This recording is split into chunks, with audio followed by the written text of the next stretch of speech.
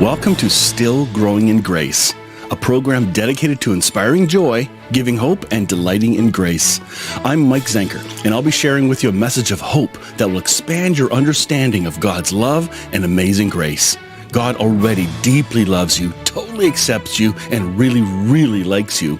Growing in Grace Ministries Canada and Hope Fellowship, your community church, invite you to enjoy today's program as we dig deeper into what it means to be still growing in grace.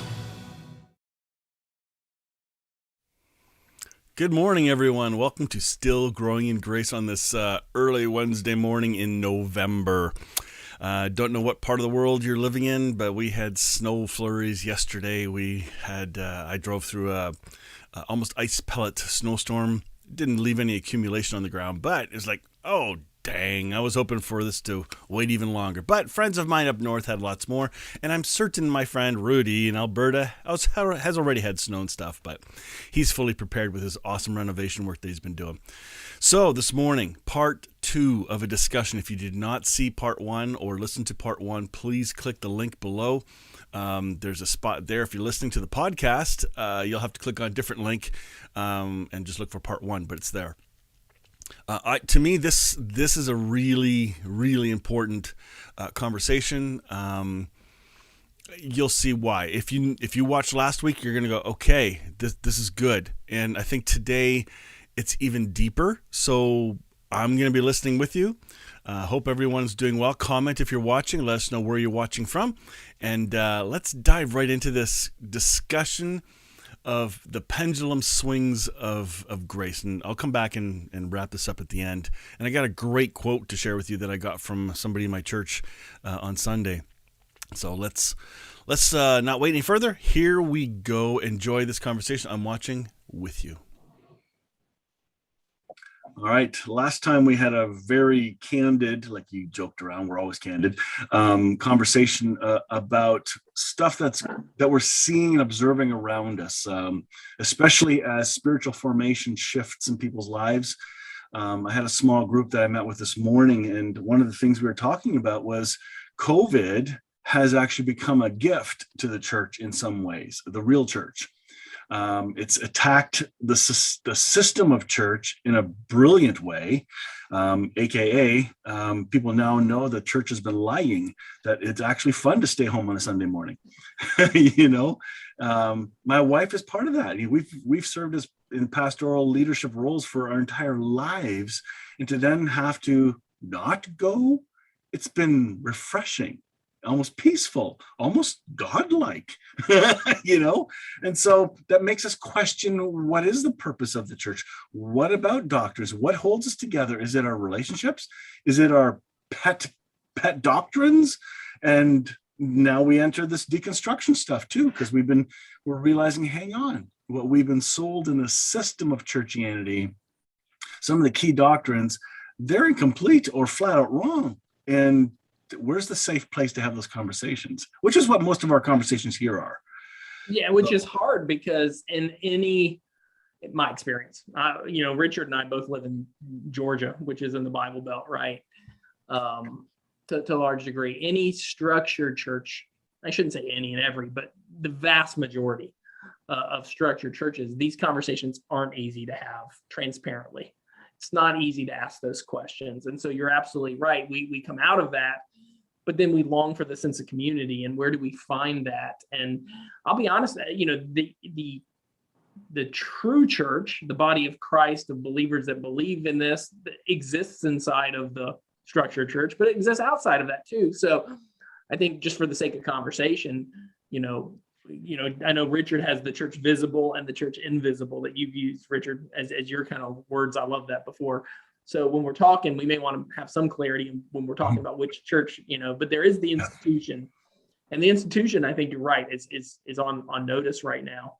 And but I still, my standpoint, I still wish or long for, somewhere deep down inside me, some loosely structured place or grouping or thing where we can still have that community. And I struggle with that. I don't think I have that in my life right now the way I would love to have it, because not necessarily fear, but for the awareness of what it can become very quickly if you allow it to become religious, for lack of a better word.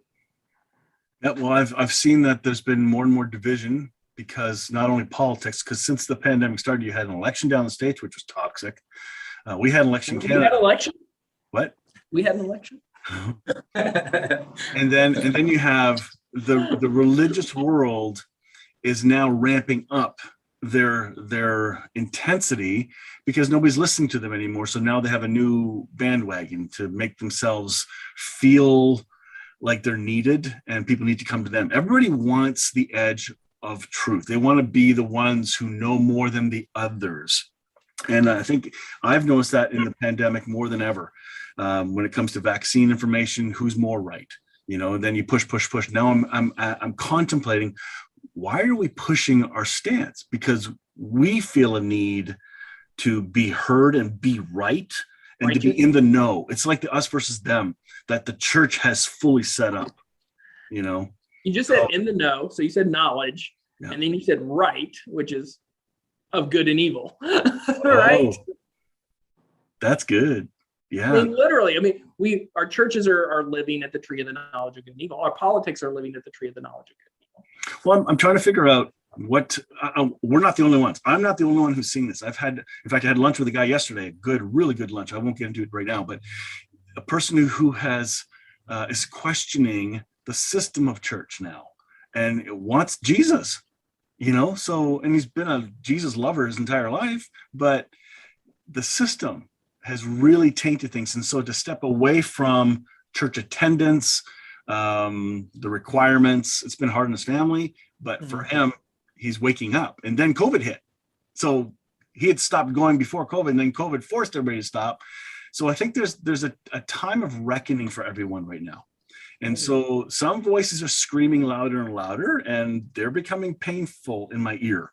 Friends of ours, the mutual friends who are, championing their bent and their hobby horse, their topic, and just getting louder and more vicious so they're heard. But to me, that's not Jesus. I'm finding a need to be quieter and listen. Relationships are becoming more important now than ever with the system. Are you guys seeing any of this stuff? What's going on in your world? This is my Canadian lens.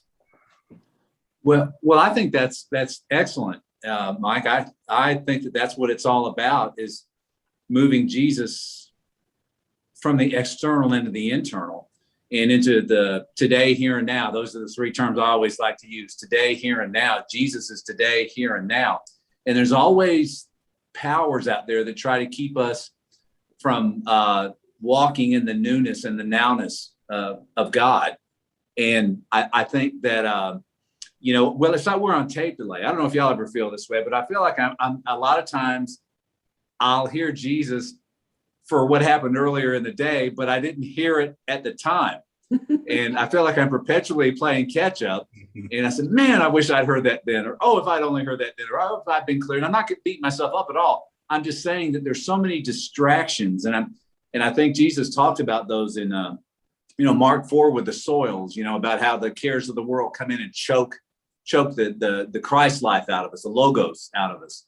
And it tries to keep it suppressed and underneath. And one of the big ones is institutional church. Using mindless activity that doesn't take any faith or doesn't take any devotion. Not really. You can do it without it. You're not attacking the church. I'm not hearing that. You are calling out something that's being revealed that is not part of the true life of Christ Church. Right. And Bill said this earlier, but the reformers used the term the church invisible versus the church visible, using those terms. And the idea being that the church invisible is the actual body of Christ that he can only perceive from heaven. He looks through us, at us, from us, all upside, from every angle. He knows where his body of believers, of active believers, and I believe everyone's going to be a believer at some point, but let's be honest, not everyone's a believer now. There are those who are led. Then by I saw her Spirit. face. Right. Yeah. Those who are led by. I'm a believer. Sorry. Well, those who are led by the Spirit of God are the sons of God, Romans 8:14. That's one of my favorite passages. There is a leading, and his body has been, or his bride. It might be better to say that it's more of his bride body, really, because in a way, he's not asleep and he's not sluggish and he's not distracted, but his bride, it's like we're waiting for our husband God to really take us on our honeymoon and take us out and show us everything that we need to know. But as opposed to the church visible being the institutional church, which is where, basically that's the people who profess to be Christians. And how that borderline goes, the church visible, it doesn't take faith. It doesn't take anything to be part of that church. It just takes naming it and claiming, to be Christian and having a building and that sort of thing. Institutional Christianity as opposed to spiritual Christianity. Now, having said that, I agree. I agree with Bill that there are places within the institutional church where there are pockets of the invisible church. But our error comes when we say that the visible church is the invisible church. They're one and the same. And I'm just telling you, they're not. We know they're not. And that's why people leave the church, because it's not giving them the joy of the Lord. They know there's more in them, and some people may leave because they're bitter and for other reasons than that. That's not the only reason people leave church. But I'm telling you, one major one is because they don't feel the presence of God there. And they don't feel the pleasure of God there, and they don't feel the peace of God there. The way when we sit here and we interact like this, there's two or three. We're having church right now. We are the church, but we're having church, because we're comfortable around each other and we feel the peace of God, over our words. And that's what we all hunger for.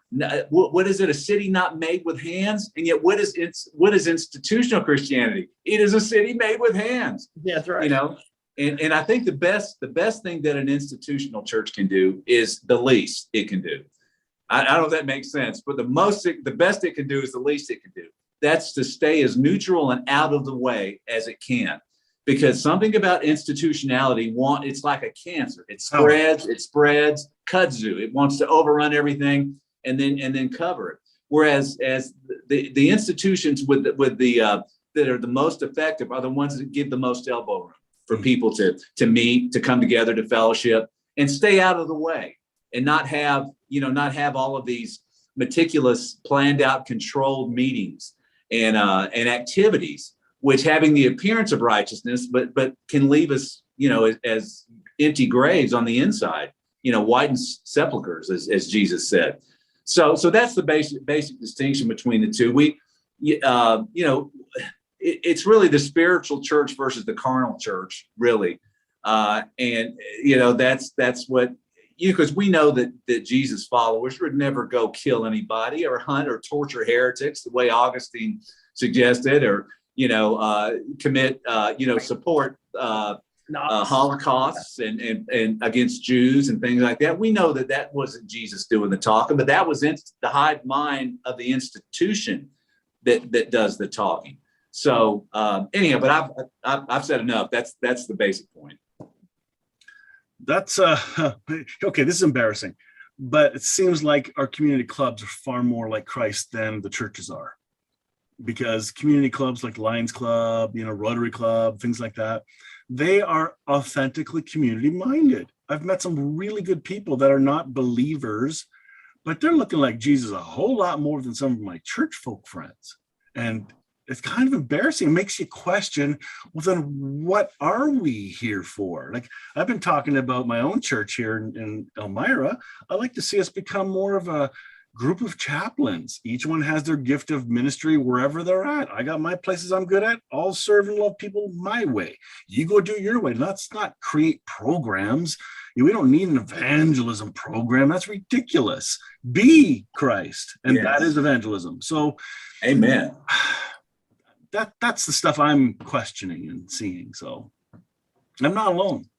No, you're not. No, you're not. Yeah, you're not alone in any way, shape, or form. And I think it is good for other people to be able to hear that they're not alone in this too. Yeah.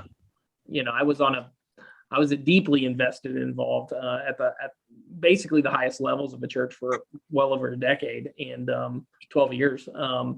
and on staff full time for 2. So I've, and I grew up inside of the church visible, the institutional church with my dad, being on staff at churches. And honestly, his career was built around facilitating churches. And so when you see that happen in your life, and I'm not the oldest guy on the Zoom call, but for 4 decades of my life, I've gone through kind of shifts of seeing that same thing that you were talking about, Richard, where there's this a buzz of activities. There's a lot of motion. Mm-hmm. There's a lot of do. There's a lot of do, but there's not much be at all, like you just said, Mike. There's not a lot of people who have recognized their place in Christ. One of the things I wrote this week, and that just kind of hit me like a ton of bricks. I see it with several organizations, church organizations in our area, where baptisms have become this just odd thing. And baptism, to me, I still hold it as one of the most beautiful sacraments. There's something about the action of baptism that's it still gives me goosebumps to think about, like the idea of being immersed and coming out, and the symbolism behind that. Jesus himself participated in it. That's when, the Father looked down on the Son, and this is my Son whom I'm well pleased. And I had the blessed opportunity to baptize my son. I don't know when he was like 6 or 8. I think he was a little older than that, 8 or 10. And those were the words I said, "This is my Son whom I'm well pleased." Because I'm dying, I'm like bawling, I'm crying and stuff. And baptism has become this thing in these little areas where I'm at least, maybe beyond that, where it's really about how many can we get a week. And look at us, we've baptized 30 people. And yeah, people have gotten saved, and now they're not going to hell. And next week we're going to baptize 20 more. And my thought always goes back to, but what about the 30 you just did? What about the 30 before that? What about the 10 before that? What about the 4 before that? Is there maturity happening? Is there not call us to be converts? Right. It's baptizing people in the name of the Father and Son and the Spirit. And then we've missed the whole point of the Great Commission. We missed it. We missed the mark of when Jesus is saying, listen, go to the nations, go outside of Jerusalem, and immerse the world. That's it. Can it be possible that they're doing all these things, the stuff of old, the stuff we have, when we went to church, we learned to do that. These are the things you do in church. What if they're so busy trying to ramp up those to-do things because they don't understand the true gospel yet? Exactly. Well, and even then, baptism doesn't mean, to them, it's the public confession of Jesus, of you accepting Jesus. Yeah, I know in counseling, nothing to do with the concept that Jesus has accepted you first. I think we're so busy that even in counseling, I've been counseled by a professional counselor, and still see somebody once in a while. But in that, I've learned sometimes we have vices we go to, so we don't have to feel or think about a deeper meaning. We just stay busy because it's easier. Oh, the next thing, let's scream louder on our topic. Let's find another, keep switching topics because we don't know how to stop, pause, and feel the Spirit. We're too uncomfortable with it because we don't do silence well. Yeah, that's really good. I'll throw a monkey wrench in this whole thing. Okay. And here's a monkey wrench. I know somebody that goes to a church that has horrible theology. I mean, it's horrible, and there's no need for me to really get into what that is necessarily. And I'm not one to give a hint. Calvin. But anyway, no, seriously. But it has the meanest theology, but it really doesn't require anything of the members. It doesn't force it down their throat. It's almost like it's so caricatured and cartoonish, no one even really believes it. I mean, they really don't believe it. They don't talk about it. They don't try to sell it but they congregate there. And I will say this particular church has a lot of people who walk in goodwill towards other people. And I've changed my view of it a little bit, just to this extent. Whatever we are, if we're walking with Jesus, whether it's us meeting like this or wherever it is, one real fruit of that, one real fruit of the Spirit, I think you can just summarize by saying the goodwill we have for other people. Okay, I think that's a missing thing, and I got rebuked a little bit because there would have been a day I would have judged this church for its theology rather than looking at what it's. How could anything good come out of Bethlehem, right? Yeah. Well, what some of these members were doing, and they were doing it secretly. I found out that some of them were doing things, and they weren't looking for it. And they're well-to-do people, okay, and they're rich. And I'm not saying, listen, you might have a theological conversation with them, and they would just start blinking and not know what on earth you were talking about. Maybe not. All right. But regardless of that, they did have a level of goodwill. And I'm just saying, I'm learning not to discount that altogether. That if that's the level where they can let Jesus flow through them, even maybe on a subconscious level, because their consciousnesses just aren't that hungry. And they may be more focused on external stuff. But you know what? The goodwill that I see many of them do is really it's hidden goodwill, which is the best kind of all, and I don't know, it's just got me rethinking. There's a lot to this. My point being that no matter where we're at, where our hunger takes us, I think we can police ourselves in a good way. We can test ourselves to see if we're in the faith based on our level of goodwill toward other people. And that's something that I really am focusing on, to try to maintain goodwill. That I know I've said this before, but I mean, that's what the angels announced Jesus is coming with: peace on earth, goodwill towards all, and I think we have a lot of Christianity, even within maybe the invisible Christianity, that lacks goodwill. I think, this progressive, we're talking about the coming out progressive kind of thinking. And a lot of it just doesn't have goodwill. And to me, I don't know, my heart hungers that the bride of Christ would rise up and we would have more goodwill in us, and that people would know us by our goodwill towards each other. Not for what we hate. Exactly. I think the wrench you just threw in is a beautiful picture of grace, because while some have deconstructed to the point of they think church is awful, shouldn't have institutional churches, the bad swear word, but there are saints in those places that are either blind and are still good people. They might have a bad. They have goodwill, and just like Richard said, there's some people, some of us correct, generous people I've ever met are still in the church. So if deconstruction is making you hate people anywhere, because usually your first reaction is going to be, that's the institutional church I'm running away from, so I really can't stand them, I can't stomach them, and all this negative hostility, that's not Jesus. That's immaturity. Shut up until you process your stuff, and don't process your pain online. I see it happen all the time. It's like, wow, I'm seeing how stupid this looks. Do it quietly with good people to process this with and find healing. Because if we're going to bleed on everybody that didn't cut us, we're going to make a mess. Hey, I'm sure Bill probably knows this fella. There's no need for me to mention his name, but he renounced Christianity. He was selling Christian books one day. He renounced Christianity one day, and I mean violently renounced it. Didn't take any time off, didn't pull off the side of the road for a while and kind of decompress and catch himself. He immediately started advocating against Jesus. All right. And then he started writing books against Jesus. So then he developed another website where he was selling books. He kept his old Christian books on there, but took his name off of the website, but maintained the website. Then started a new website with books against Christianity. And I'll be honest with him. I sent him a message one time. I said, "What's next? You're selling books against Christ, selling books for Christ.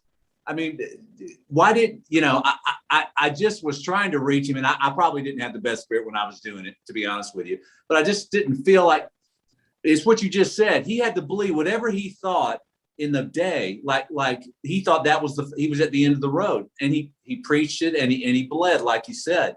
And I truly wonder about people, and we were discussing somebody earlier who within the space of a couple of months has done the same thing. Somebody that, Bill and I both love, and but yet he's become so virulently anti-Jesus and anti-divine that with no pause. You would think if your whole mindset was just totally decimated and changed, and you left it behind, that you need some time to build up the new mindset. But Paul had to go study for a couple of years. Did he not? Yes. Yeah. Hello? Yeah, 9. I think it wasn't 9 years. I think it was 9 years. Really? He went away. Yeah. I thought it was 3, but that's okay. Well, it may have been 3. Yeah. 3's a lot. Yeah. Because I just These learned this days- yesterday. I'm going to tell everybody. Yeah. Today we pushed him out and make him lead a ministry right away. That's true. Yeah. That Well, so maybe it's that illusion that is creating a problem, right? We've set up people to think that in order to have value or a voice, you have to be a Christian leader, teacher, ministry leader. So now everybody's trying to build their platform. yeah. But I'm finding, unfortunately, I didn't realize I could have looked like this at some point, that self-promotion is an awful thing. It's like, oh no, is that what it looked like? I know. I know. Me too. I did over the last probably 2 years. I think all three of us have, because I know you both pretty well, kind of done the same thing. Kind of done one of those like we're kind of going to pull back a little bit. I know I haven't, and kind of. Well, this program, I call it Still Growing in Grace because of that. It was back then that I realized, hang on, I don't have the grace message. I have a message that is growing, and none of us have arrived. And so to have people speak from a place of arrival and dogmatic, mixing in their cultural crap and politics and whatever hobby horse they're riding, it's hard. And one of the other aspects of this, and this is just, I think it's good to articulate this, because more than likely someone else besides the three of us is watching and observed the same thing, and maybe they have a confusion about it, or they don't have words to it.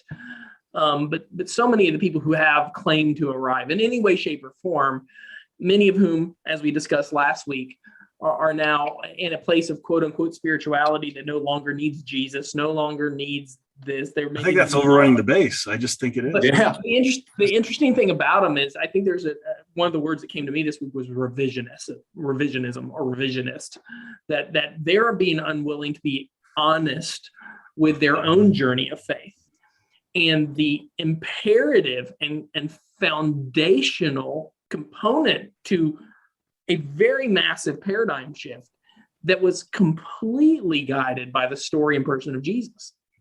We all know them. We watched their journey. We participated with many of their journeys. And Jesus was at the core of why they left the foundational, institutional, hyper-religious, using Jesus in the wrong way sense, church, through the Jesus story. Jesus was the one that inspired them to see these things from only Jesus, only the cross, only the message of grace was what pulled them out of that. And then they kind of like just have dropped it like a rock. Like that never happened. And I just still gotten to where I am today without the Jesus message, which is bullshit. Right? It is. And so I think that's the one thing for me. It was Jesus that has taken me out of some of the misinterpretations that I was raised within. And I can't imagine setting that aside, because without that I'm not being truthful with my own story. I'm not being truthful with the shepherd that guided me through that wilderness, so to speak. So maybe your story needs to be shared more often. Maybe our stories, But with honesty. That's what I mean, honestly. With all the pieces of our story. We can't leave out massive gaps. Yep, the dark. I heard Paul Young in a video today tell a lady asked a question about how then do we bring this message. He said, tell your story, but the whole story. The bad, the good, the dark, the light, transparency and honesty. Transparency breeds transparency and authenticity. And I think maybe that's the word I'm after now, that the authenticity of faith has, it's being revealed that there isn't one. It's a system. And so when we hear authentic faith, we're drawn to it. Yes. And don't overrun the base. Take time, slow down. There is no rush to grow. I just told a young man that about an hour ago. Said, don't hurry up to be good at what you do. You're not trying to press anyone. Slow down. Less is more. Like, look who's talking here. Holy smokes. Right. And I think that's the one thing that, not to parallel it too hard, but the scriptures that we have that have become this idol into a certain aspect and are being thrown out by another group. That's the beauty of the scriptures, is their authenticity. Mm-hmm. Like we have a story of, and we talked about Ananias and Sapphira just the other day, that is a painfully transparent account of the early church, you know, right there smack dab in the middle of it. And the authenticity of those scriptures is what makes that story so powerful still to this day, that it's not Cleaned up. you know, unicorns and rainbows, the whole thing, right? Jesus himself left to a large degree, stopped preaching in the institutional church of his day. He stopped preaching in the synagogues because they couldn't take the message he had.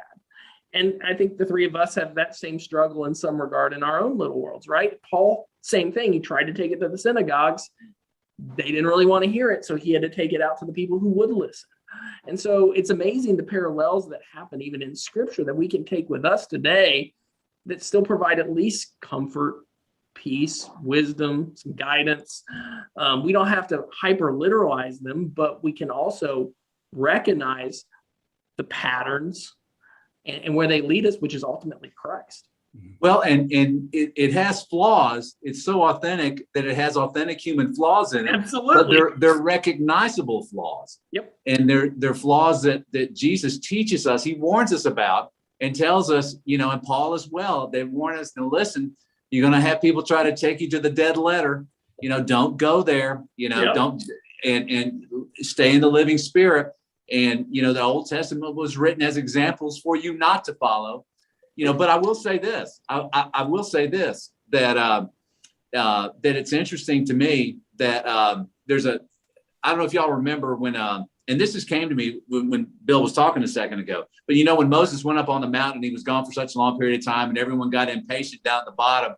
And then Aaron, they kind of force Aaron to make a make an idol, but they don't really force him. They just tell him, you know, Moses is gone, that man of God, you know. And Mike, what you were saying earlier about being in a hurry, you know, they were in a hurry.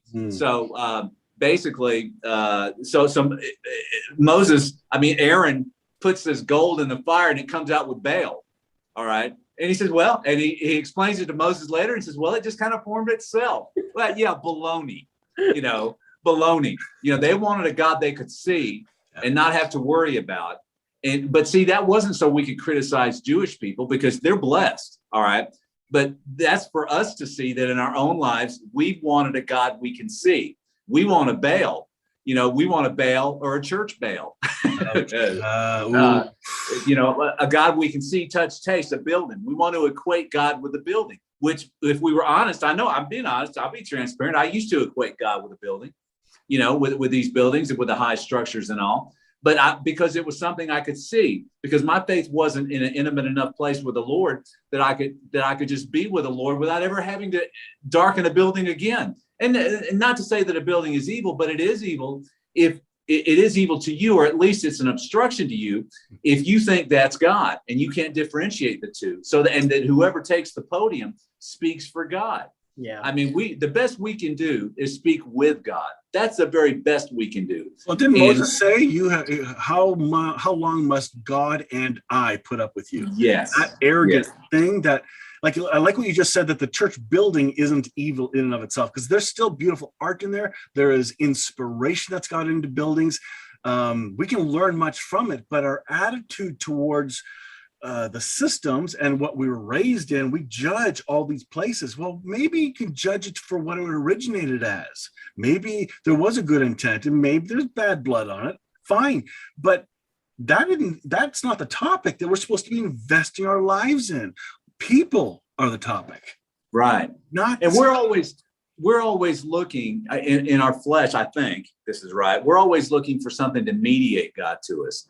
You know, and we don't think we're good enough. We don't think we can hear God enough. We don't think we're wholehearted enough. So we look for mediators. And raise up others that we think are good. Yes. Raise up people and get their heads stuffed full. That's not fair either. Exactly. But it distances us. You know, I read once about goldfish or fish, schools of fish, that they swim together as a defense mechanism. So that they hide. They're able to hide from the enemy because there's so many of them together and they're floating together and they're able to hide. And it hit me one day, man. I was shocked. I was looking at a church full of people and I was saying, God, could we be hiding? Could we actually be hiding from God? You know, using that same principle that we swim in a school so that we can hide. You know, and I'm sure that's not true in many cases, but I'm sure it's probably true in a lot of cases. So the fig leaves are brand names now. Yeah. But you know what? There's no condemnation over any of this. It's just recognizing the things, anything, there is no, Jesus is our mediator. He is our only mediator.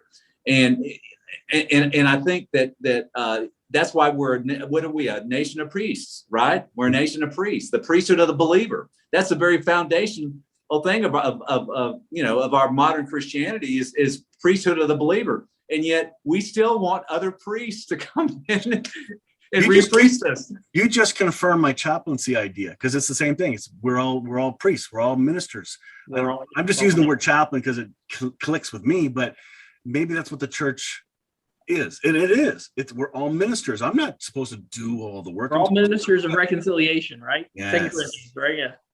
Not ministers of condemnation and shame and guilt. Yeah. So, man. Well, I think this slightly fits here. It's terminology can be such a box, right? Language is just incomplete always. So, putting labels on things is tough, but using the dialogue that we all understand is easy here. But that's one of my personal definitions for disciple. I mean, I think both of you've heard this, but I think it's a good place for it. When you look at the progression of Jesus and he picks these guys, he gets a tax collector and some fishermen, and, he slaps these guys together, and he goes and gets Peter, and he's got these guys, they're his disciples, they're his followers, right? They're in a very, if we're being honest, immature state of belief. These are all Jewish people following the Jewish law. It's my opinion, they were eschatologists. These were guys focused on the inevitability of the Messiah, right? They were looking for the Messiah. Jesus comes along and he's this prophet. He's done some stuff, and he's probably heard his name or a rumor about him, and he asks them to follow him. And they're like, dude, we get aligned with the right guy, we're taking over. And we're the inside circle, right? We're the inside circle to the guy who's going to go up on that temple, and he's going to kick ass, take names. He's going to boot Rome. He's going to kick out Herod, and boom, we're in charge. That's who these guys were. That's what they were all about. And if we don't read the scriptures, the gospel accounts with that filter about how Jesus communicated with them, we're missing one thing.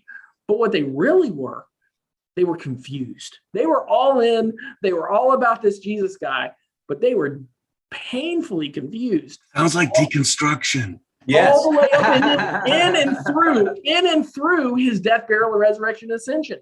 Even then, they're still going, what? And discipleship, it's so funny because we're making disciples of all men, right? Just what Jesus said, all people. It's okay to be confused. It's what it taught me for a lot of years. Like, there's a season for confusion where it's okay. But these men grew out of it, right? Paul took, like we said, years for the scales to fall off his eyes. Took days, but it still took him years to kind of process what he experienced from his transition to Saul to Paul, right? And so we don't have to be in a hurry, just like you said, but there is growth. Yeah. There is growth. There is a path. These people stop being called disciples. That soother's got to come out of your mouth sometime. Right. And they became apostles, not to make that a label, not to make that a word, but they became ministers of reconciliation, right? And they became healers. They became miracle workers. They became something that they never believed they could be, not by their own means, but by allowing the active spirit of Christ, Holy Spirit inside of them to grow them in this knowledge of grace and truth that Jesus personified. When you were talking, I was thinking about, how when he's talking about Jesus is talking about those who are born again, they're like the wind. You don't know where they're coming from and where they're going to. I was thinking those who are born of the institution, you know exactly where they're coming from and where they're going to, because it's all set out. So really, what we learn through the wilderness is we learn to not have the pre-plan, so that really, I believe that Paul's big thing, and he continued to work it, even as an apostle, he continued to work past it, was his ideas of controlling. He tells the First Corinthian letters, to do one thing with this guy that's caught in sin. Then he tells him in the second letter, take him back and forgive him. I kind of spoke harshly. You never know where the next place the Lord is going to take you. And you remember when we said last time, we talked about getting Moses, Moses got the Israelites out of Egypt, but then the wilderness was about getting Egypt out of the Israelites. That was good. And deconstruction is wilderness. It's to get the systems, because if we don't, then we'll languish and just have more institutionalized progressive stuff going on, which is the last thing we want. We want to move on to the third stage, which is the promised land, where we rest because we don't know. We've crucified our expectations, other than a belief in a good God, and other than the belief that we know his nature, and his nature will lead us. And we become responsive.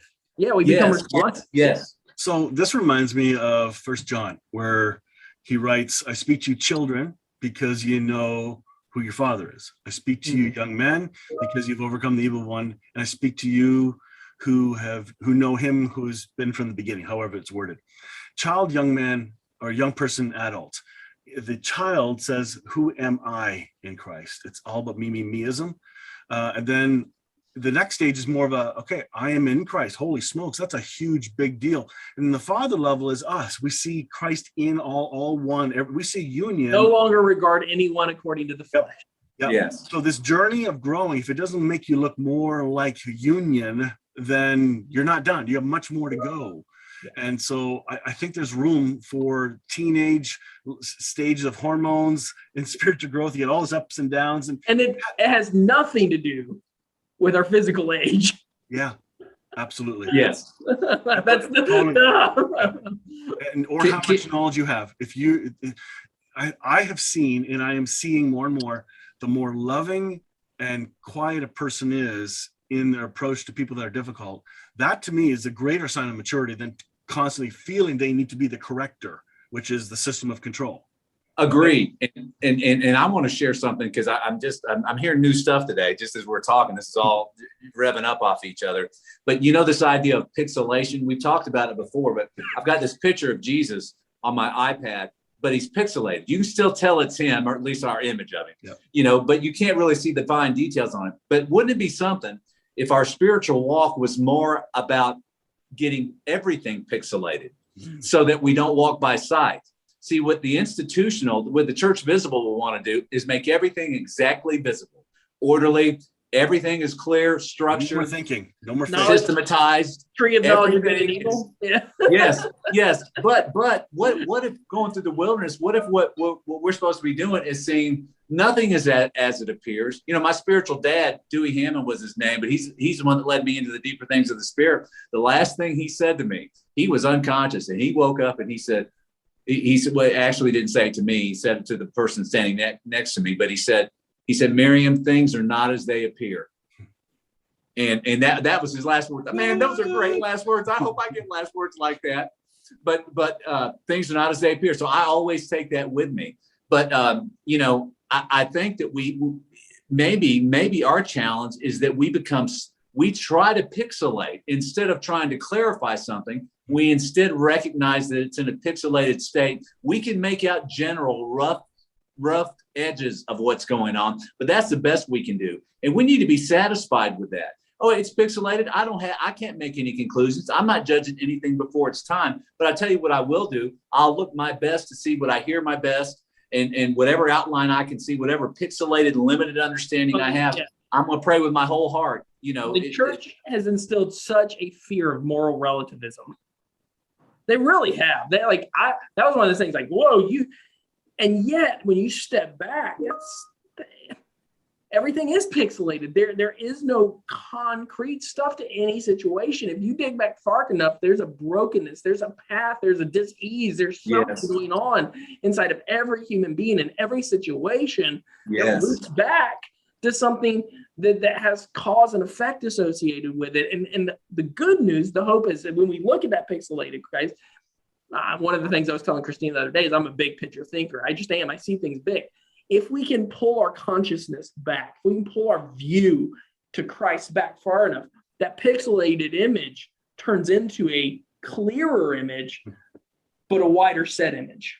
Yes. Further back we get, the more we can see the whole story, which is back to your authenticity, right? We can see a bigger picture, and we can go, like, Hitler was a terrible human being, and his father was a awful, unloving, legalistic father, and he went through hell to become the man he was. And when he was born from whoever his mother was, whatever situation that was, he was a beautifully innocent child and toddler who was absolutely loved and innocent and joyful and creative and all the wonderful things that every other 4-year-old is, right? Yes. We pull back. Now the pixelated image of Hitler comes this story that ends in sadness and tragedy, but it's much bigger and harder to judge with anything except compassion and grace. Yes, and I tell you, I've got a Facebook friend who used to be a model, and I posted something one time. She sent me this story about how when she was a model, that for a famous artist, that the artist would squint when he would draw her. And she asked me afterwards, "Why were you squinting?" And he said, "Because the less I see, the more my gift can kick in and create what I'm not seeing clearly." And I thought, man, that is such an incredible concept. That's exactly what we're talking about here. We walk not by sight, but by faith. The word idolatry means serving that which is seen by the eye. That's what the word literally means. Eidos is eye. So when Paul said we walk by faith, he said we don't walk by sight, we don't walk by eidos, but we walk by faith. So if idolatria, which is idolatry, means serving that which is seen, it's mean we're walking by our natural vision and our natural understanding instead of supernatural vision and supernatural understanding, which comes from the Spirit. That's right.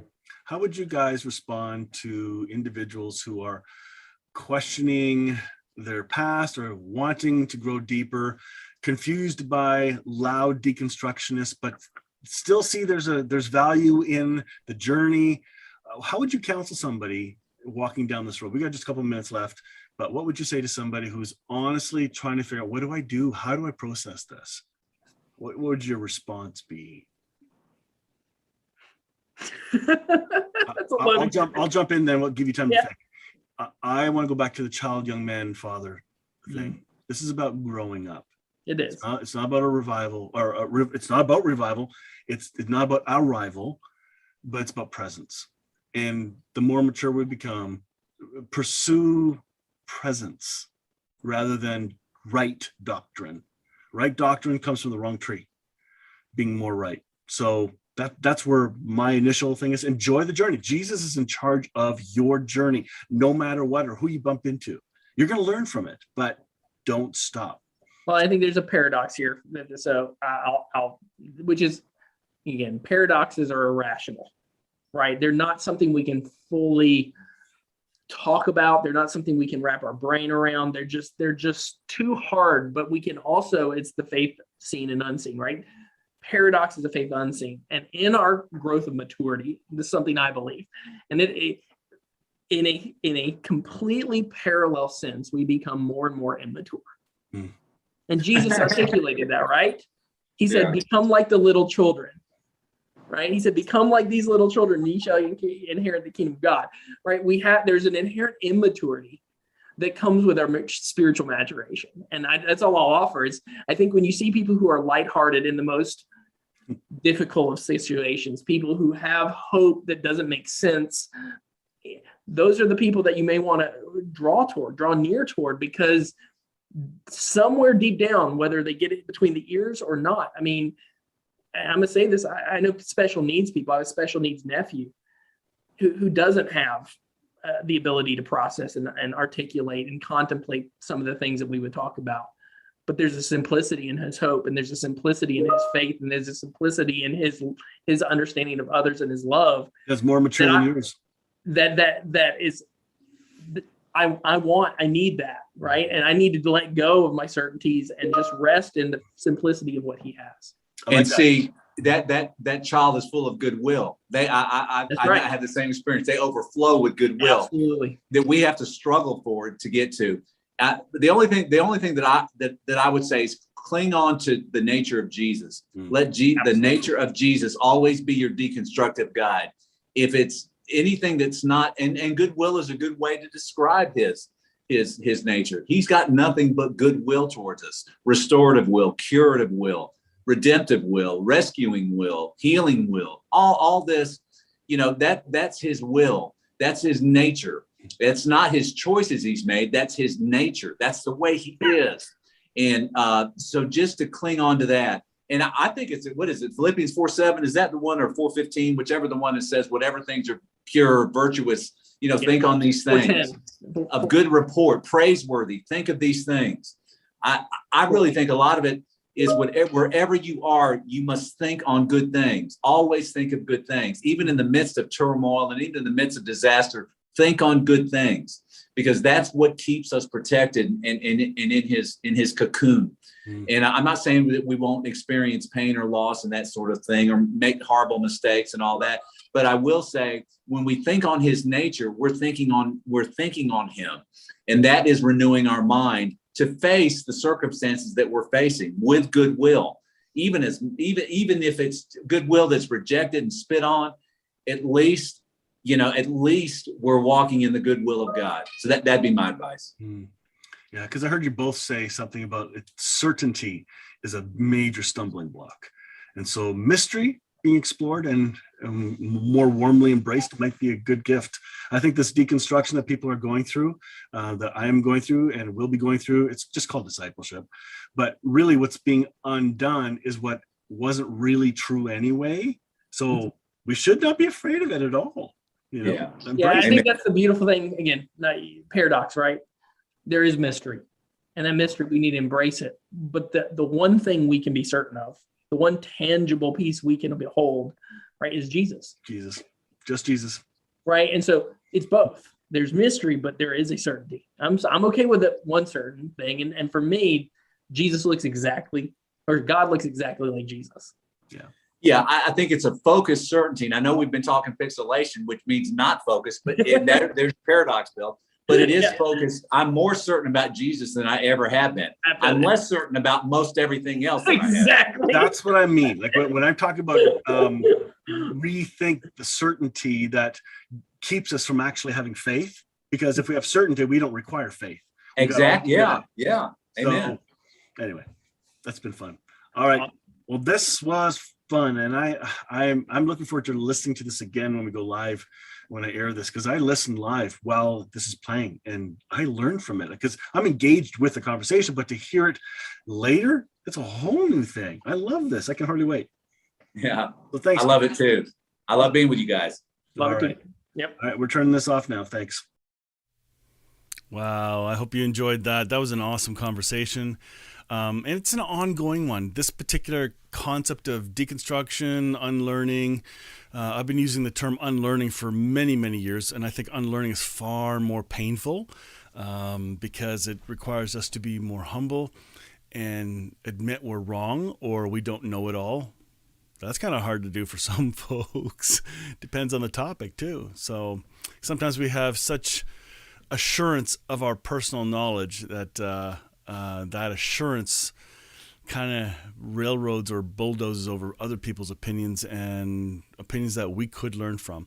I want to share with you a quote that was shared with me on Sunday. I was talking a little bit about this in my church message. By the way, if you want to dig back into some really, I think, the most foundational teachings on the centrality of Christ, I'm hoping, I think I'm doing it right now on Sunday mornings. I have a series started called The One, The Word, and the Revealer, speaking of who is Jesus really. And so we're getting to like 1 John, we're getting into Colossians, and just kind of, let's get back down to the basics. And so, hey, Jermaine, good to see you there, buddy. But this quote I want to share with you, when it was shared with me, I said, please text this to me, Drew. And so this is what he came up with. And I thought this is really, really helpful. Deconstruction is a gentle, careful teardown with the purpose of reusing the material. Demolition is the destruction without repurpose.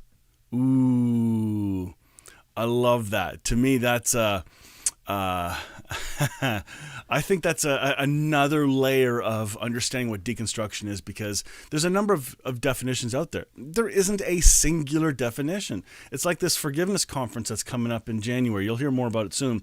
But there are multiple definitions and views or ways to see or understand what forgiveness is. And so having the understanding from others is really, really helpful. But deconstruction, yeah, like who's in charge of that? Not us. Then we were talking about the gospel today just a little bit. What is it? And I've shared this quote many times. So let me share this with you. This is from a song, but the song by Ryan Stevenson called The Gospel, he's actually getting a quote from Baxter Kruger, and he asked permission to use this in one of his songs. It says, "The amazing news of the gospel is not that we can receive Jesus into our lives, but that he's already received us into his." Oh my, I love that. To me, that is a message of hope. If you hear that song, really good song, and then partway through he says the quote, not singing it. And it's to me, that's the power of that song. If there's, if there's something else you don't like in the other part, so what? There's a way to grow and learn and realize that we have not got it all figured out. Anyway, I hope today's conversation was encouraging. Let me jump in and say hello to some folks. Howard from Sorrento, BC. Good morning. Great seeing you chiming in. Anna, I'm glad for all your comments. I'm not going to be able to read them all because you had too many. Haha, I love it. But it's fun. I do that too. I love chatting along with the conversation, but because the conversation was pre-recorded, they couldn't see the comments. I'm seeing them as I'm going through, and they're great, worth looking at. Let me hit down to... Yeah, Linda. Hey, good morning, Linda. Hey, I sent you, I replied to your PM.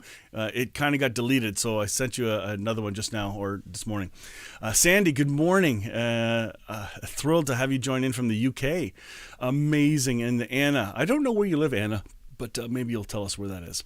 All right, got to sign off. I got lots going on. Next week, I think we're going to have a conversation with Catherine Toon. She interviewed me for one of her blogs, podcasts, and it was video recorded. So I'm going to share that with Still Growing in Grace. And it's the topic of grief in COVID and kind of what's happened in just a conversation about loss, grief, how to handle it, and how COVID has affected our decision-making in that. So I hope you'll appreciate that next week. That's it. You guys have a really, really great week. And if you like this, share it. And if you didn't see part 1, it's in the links below. And then I'll update the YouTube link for those on Facebook. I'm going to update the link because I'm going to re-upload this with the edited version with the countdown removed. That's it. Have a wonderful day. Catch you next time. Join me next time on Still Growing in Grace for more good news. Enjoy previous episodes by downloading our podcast at growingingrace.ca. You can also visit hopefellowshipycc.com to find our service times and location. If this show has been an encouragement to you, please consider making a donation today at growingingrace.ca and help us keep spreading this good news. Thank you again for tuning in to Still Growing in Grace.